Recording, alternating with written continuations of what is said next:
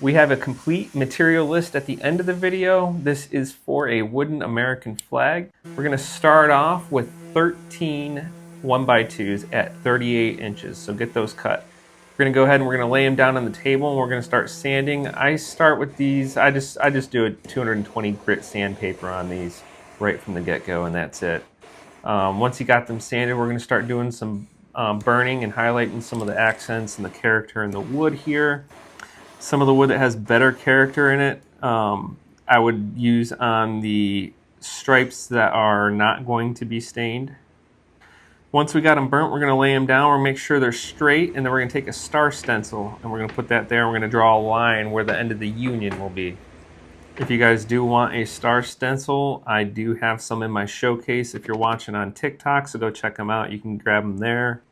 I'm going to take the top 7 pieces of wood that are part of the union, and I'm going to go ahead and put razor blades right where the lines are that I drew across there. This is going to prevent all your stain from bleeding in when you go ahead and start your stain process.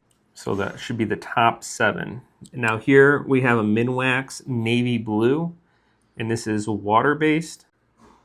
And we're going to hit the left side of all these razor blades with that blue stain on those top 7 pieces for the union.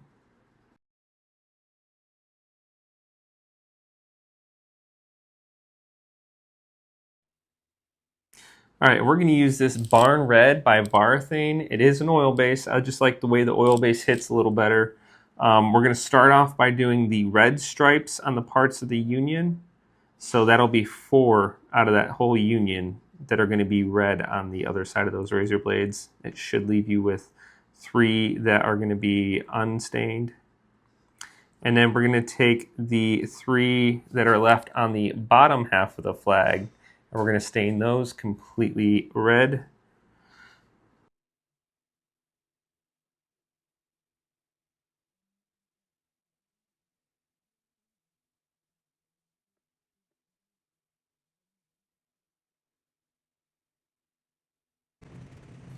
All right, we're going to flip them over and make sure you do it in order because you don't want to misalign any of those pieces when you put it together. I'm going to take some clamps here and I'm going to clamp them once I've made sure that they were aligned. And then we're going to go ahead and we're going to measure 7 inches in at the top and bottom. And I'm going to get a straight edge and we're going to make a line to connect.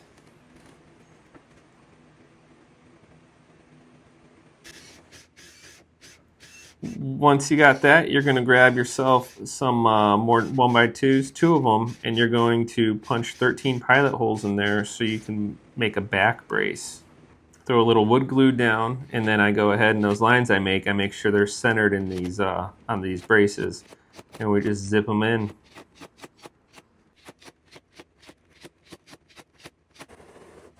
This next part here with burning the back, you don't have to do this. This is something I like to do. It just makes it look a little bit cooler. I go ahead and I burn the back, or I accent the back of it. Next, you're going to take that star stencil and you're going to line it up with the end of the union that you had there. And I'm going to tape it down. Now, I make sure I tape it down because I'm getting ready to spray paint, actually. I don't leave the stars spray painted. I like to carve them out.